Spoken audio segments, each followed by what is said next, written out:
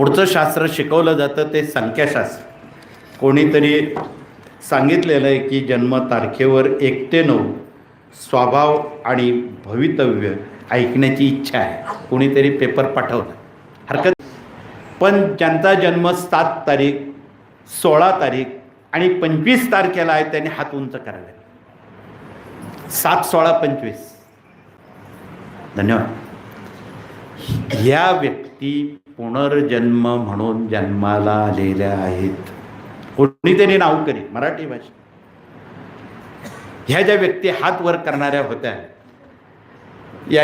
यांचा स्वभाव खवय्ये आहे. म्हणजे तळलेले पदार्थ लहानपणी फार आवडत होते. वयाच्या 35 नंतर पोटाचे अपचनाचे नियमित त्रास, आहारात भजी, बटाटे वडा, तळलेल्या पदार्थांची विशेष आवड. मध्यरात्री त्यांना कधी कधी 2, पावणे 2च्या दरम्यान जाग येते. काही वेळा झोप येतच नाही. काही वेळा खूप स्वप्न पडतात, सगळे विसरून जातात. आणि काही वेळा जे स्वप्न आठवतात ते खरे होतात. त्यापैकी हे लोक आहे. हे त्यांचं भूतभविष्य आहे. परंतु लागणे, पडणे, दुखापत होणे, पाण्यात डुबकी मारणे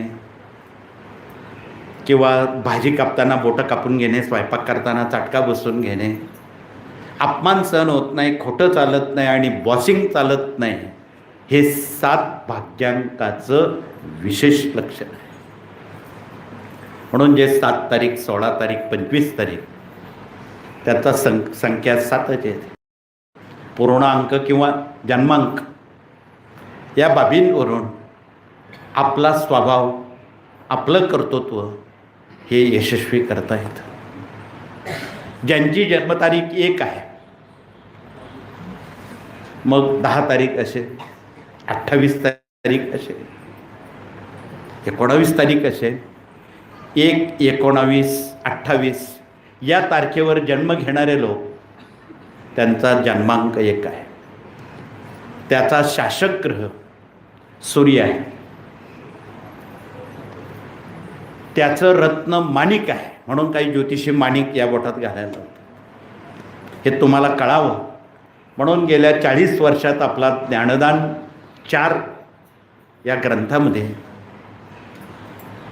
आणि त्याआधीच्या प्रकाशनामध्ये या बाबींचा समावेश आहे की 1 अंक असणाऱ्या व्यक्ती स्वतःच्या पायावर उभं असणारे असतात. इथे 1 तारीख, 19 तारीख, 28 तारखेला ज्यांच्या जन्मतारखा आहे त्यांनी हात उंच करावेत. 10 ते आलीच ना.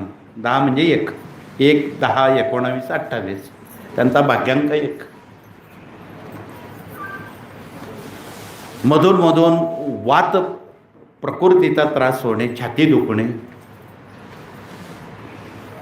कधी कधी पित्त प्रकृतीचा उपद्रव होणे आणि स्वभावाने ही माणसं सरळ असतात, सरळ मनाची असतात. म्हणून त्यांनी आणि थोडी उष्ण प्रकृती असते. त्यासाठी वय, वजन, जन्मतारीख यानुसार त्यांनी माणिक रत्न वापरायला हरकत नाही. ज्यांची जन्मतारीख 2 आहे, 11 आहे, तथा 20 आहे, तथा 29 आहे, भाग्यांक 2 पैकी इथे कुणाचा 2 किंवा 20 किंवा 29 या तारखा असतील त्यांनी हात वर करा. आहेत 2-4 हात आहेत. ती माणसं तशी भावनाप्रधान आहेत. कोणावर काही अन्याय झालं तर यांच्या डोळ्यातून गंगा यमुना वाहतात. म्हणजे दुःख सहन करण्याची क्षमता नाही, ऐकण्याची क्षमता नाही. चंद्र हा मनाचा कारक आहे आणि तो त्यांचा राशीचा मालक आहे. म्हणून 2 हा जो भाग्यांक आहे त्याचा शासक ग्रह चंद्र आहे. चंद्राचं रत्न मोती आहे. रत्नाची पारख असणाऱ्या माणसांकडूनच ते आपण स्वीकारावं हे कळकळीचं सांगणं. तो उजव्या अंगठीच्या करंगळीत घालावा, त्या करंगळीत घालावा. शक्यतो तो चांदीच्या धातूत घालावा, सोनं चालत नाही त्याला. म्हणून अंगठीमध्ये तो, चांदीच्या अंगठीमध्ये करंगळीत तो असावा. त्यामुळं स्मृतिभ्रंश, विसरभोळेपणा, चंद्राच्या, ज्यांचा भाग्यांक 2 आहे त्यांना असतो. ज्यांची जन्मतारीख 3 आहे, तथा 12 आहे, तथा 21 आहे, तथा 30 आहे, पैकी कोणाचा त्या तारखा आहेत त्याने हात वर करा. थोडे हात वरती आलेत. याचा शासक ग्रह गुरु आहे. गुरुचा नंबर 3 आहे. त्यांचं रत्न पुष्कराज आहे. ते गुरुच्या बोटात कधी घालू नये. ज्योतिषी मुद्दाम सांगतात गुरुच्या बोटात घाला. गुरुच्या बोटात कुठलंही रत्न शास्त्रानं अवैध ठरवलेलं आहे, ते घालू नये. हा जो रवीचा बोट आहे, सूर्याचा बोट आहे, तो मित्रगृही काम करतो, स्वतःच्या घरात तो काम करत नाही. त्याचा शासक ग्रह गुरु आहे. रत्न पुष्कराज आहे. ज्याची जन्मतारीख 4 आहे, 13 आहे, 22 आहे, 31 आहे, अशांनी हात वर करावेत. थोडेसे हात वरती आले. हे 4 नंबरची जी माणसं आहेत ती थोडीशी 2 स्वभावाची असतात. मानतील तर खूप, आणि जर बिनसले तर देव नाही, असं काही दाखवतील काही आम्ही खूप देवाचं करतो, एवढं करतील एवढं करतील. पण जर दुसऱ्या टोकाला गेली तर ती नास्तिक म्हणून त्यांचा समावेश आहे. त्याचा शासक ग्रह अलेक्झांडर आहे.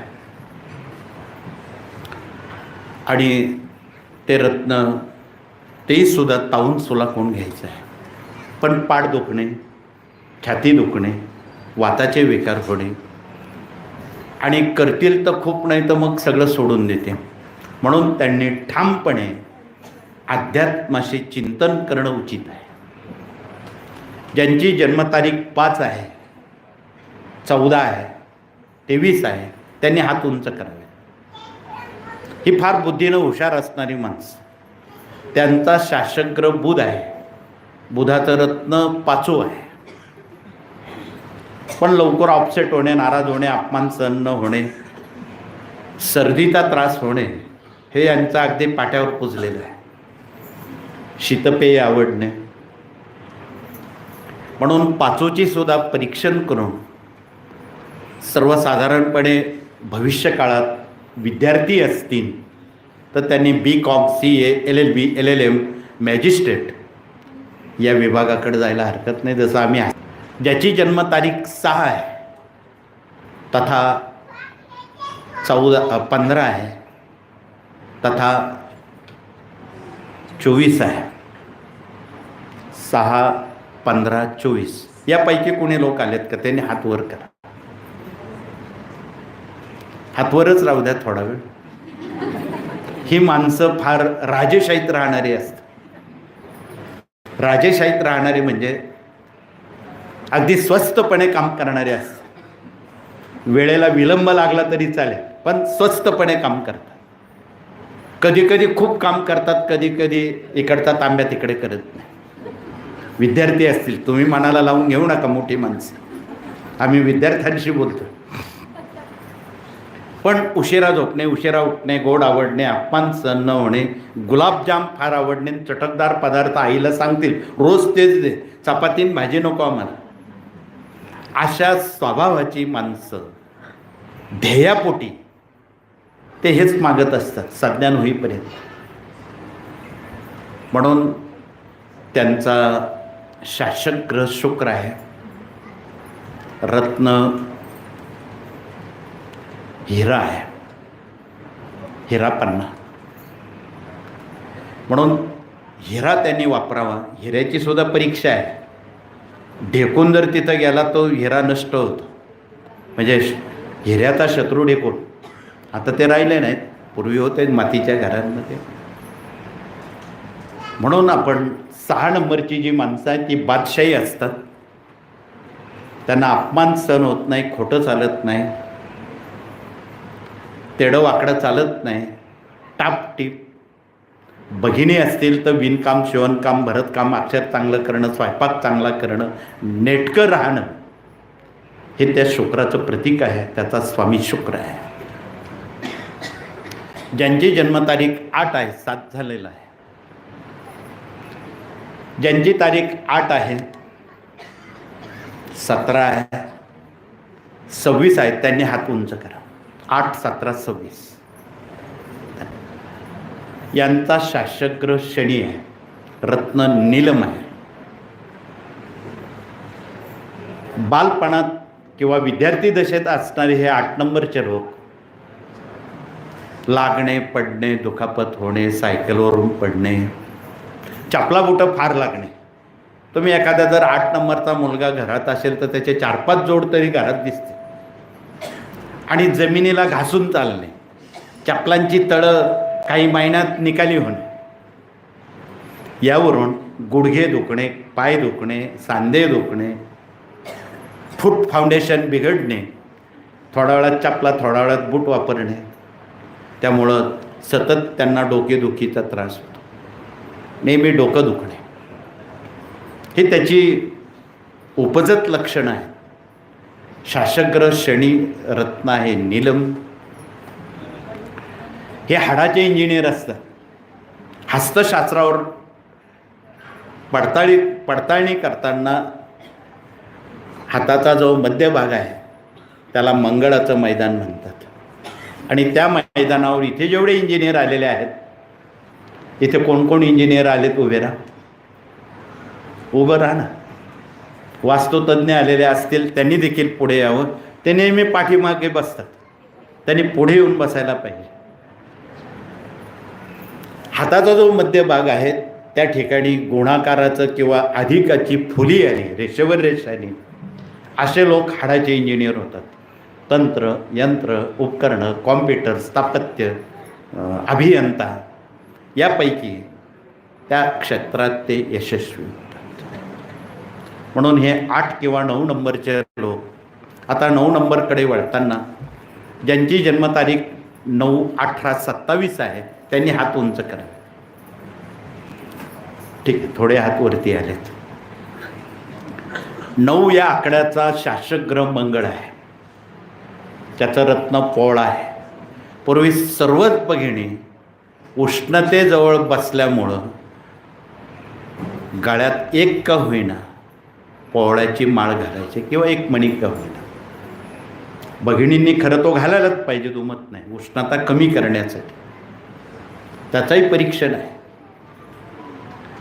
म्हणून जे ओरिजिनल पोवळं आहेत ते मिळतात अजूनही. ते आपण निवड करून अवश्य वापरावेत. त्याला मुहूर्त नाहीत. कुठल्याही मंगळवारच्या दिवशी, आज जसा मंगळवार आहे, आजच्या दिवशी घातले तरी चालते. तर ते देवीचं रत्न आहे. देवीचं रत्न भगिनींनी अवश्य घालावं.